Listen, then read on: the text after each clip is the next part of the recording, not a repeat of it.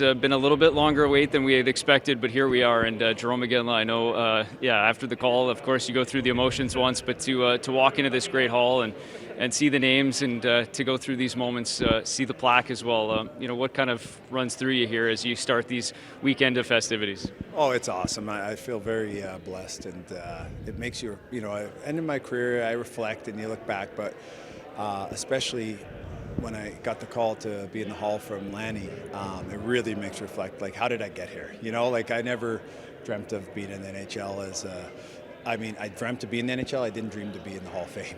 You know what I mean? And even when I made it, it was like, I'd see guys, it's like, that's so cool, in the hall like Lanny and stuff. And so this is really, really special. It makes me look back and think of all the different things that went right, how much fun I had playing in the NHL, but also in junior and with the Blazers, and also minor hockey and the support. And it makes me reflect on all of it and the breaks I got along the way and the different teammates I got to play with and the different chemistry, guys, and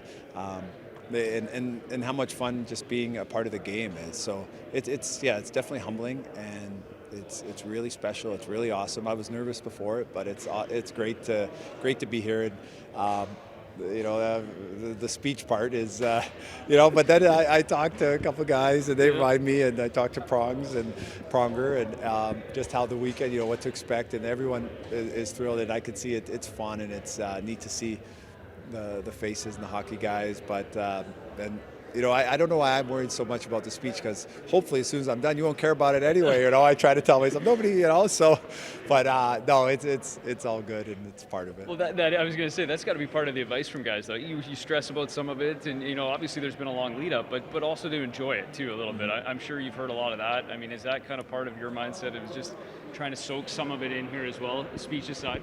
Yeah, and it's actually a little bit different, because doing media before, when you're playing, you're always like thinking as an athlete, okay, like, how do I save energy to be ready to play and ready to go on game day and all that. So you're trying to balance that. And so now, it's all right. Nobody's really wanted to talk for a few years. What am I doing tomorrow? I'm not really doing, as far as, so I can be a little more tired. So to enjoy it, and also that it's kind of like a closing, literally like the last chapter, right? Like, so, no, it's really cool, and tried to talk to a few guys, and everybody says the same thing, and how much fun it is, and definitely what an honor it is, and to actually, I saw my picture over there and hanging, and I was looking a little younger, and it is really neat. I remember coming here once through, and there's Furzy there. I was big idol of mine, and when I played with him, he didn't look that young, eh? It's absolutely, that's part of it, right? The good look. Hey, what about you talked about all the things that went right, some of the things along the way, and you described that story so perfectly about starting in the game. But what about all those influences? The family, the friends, Grant Fuhr, as you just pointed out. But just, how much do you start to think about all of the people along the way, the journey that made it possible? Yeah, and you definitely need a lot of help. So I think back to my mom, and she wanted me to be in as many sports as possible, and I love sports. Like, where people, like, I played probably 2 sports at a time over a course of a year, and if I had 10 days off in a year without a sport, without exaggerating, that was probably it. And I just loved it, right? But that's cost money. It cost money. So my mom was, worked a lot, worked hard, and my dad was, he had a young family. He was going to school, so money was tight. It was, and my grandparents were able to step in and help out, and driving and place to go after school to spend time there, and it felt like my parents, they divorced very young. When I was young, I never knew them when they were together, but for me it was great. I always felt like somebody was happy to see me, and for going to my grandparents' house, it was never a burden. We always went to hockey practices, games, baseball. I played basketball, different stuff, but it was so cool that when I look back, I got to spend so much time. My grandpa was a very good person. My grandma was, they were, and they enjoyed it too. And that rubbed off on me. It wasn't like, oh gosh, we got to go. They were excited always for a tournament or a game or whatever, and the love of sports, and that passed on to me. So, yeah. It was a community. It was it was like a sport community. It was in St. Albert. Getting to St. Albert, Alberta, there is a great sports community. also. So getting to be a part of that, where it was good coaches, that it was very competitive, but it was still very fun. I went to games, and I try to carry over that now with the coaching Bantam and Bantam AAA. We want them to compete and have fun and work hard, but the biggest part is to have fun and build that passion, because there's a lot of hard work to do if you want to go on to WHL, college, or beyond. And if you're not going to love it, it might not be for you. So you want to create that passion and enjoyment of the game, because at the end of the day, it's so important. Well, and that now, with the kids and running around to activities, are you enjoying it now from a parent's perspective when you're running, just like what you described with your parents and grandparents, about making sure that you're driving around, you're going to the activities, you're embracing that passion for sport?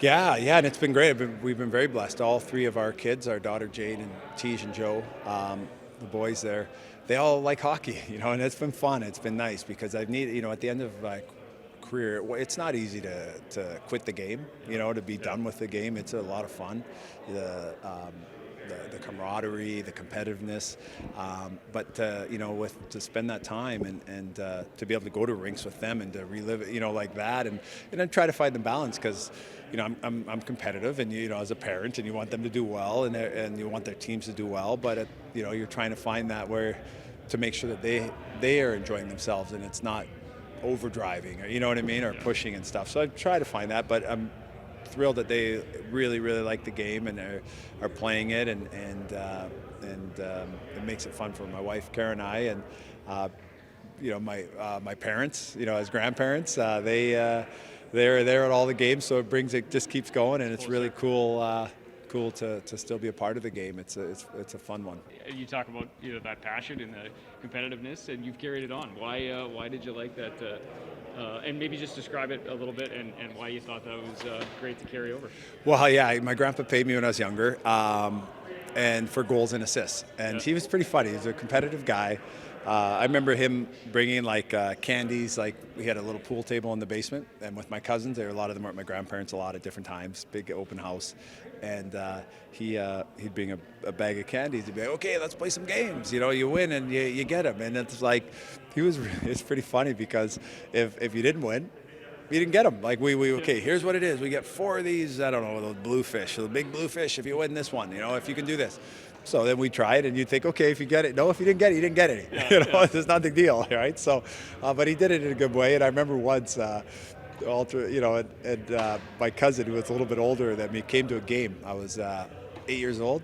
And when we won games, we went to McDonald's. That was a deal, right? If we wanted to, he goes, "We win this one, we're going to McDonald's." So my cousin comes, cousin John, and we tie.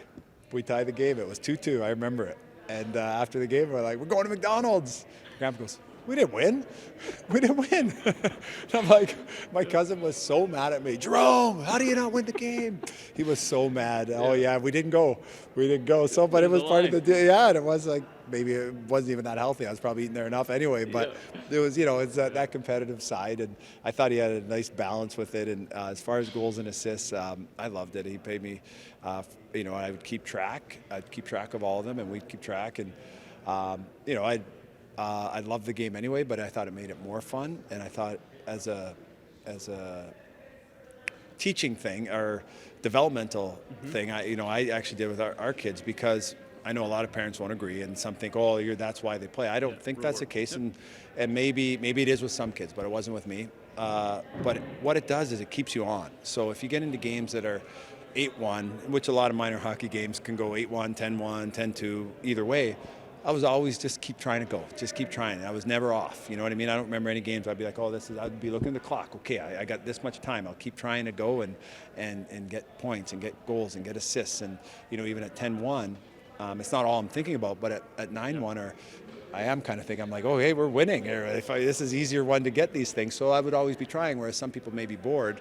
So I've passed that on with our kids. They like it. And I know it's not for everyone, but that's what my grandpa did. I liked it all the way through, and I think our kids have enjoyed it. So no inflation though on the price per goal or assist, or there was a little there. No, not a lot of inflation on it, eh? That might be too excessive then, right? Absolutely. No, don't bring that up, because it would probably be fair, wouldn't it? No.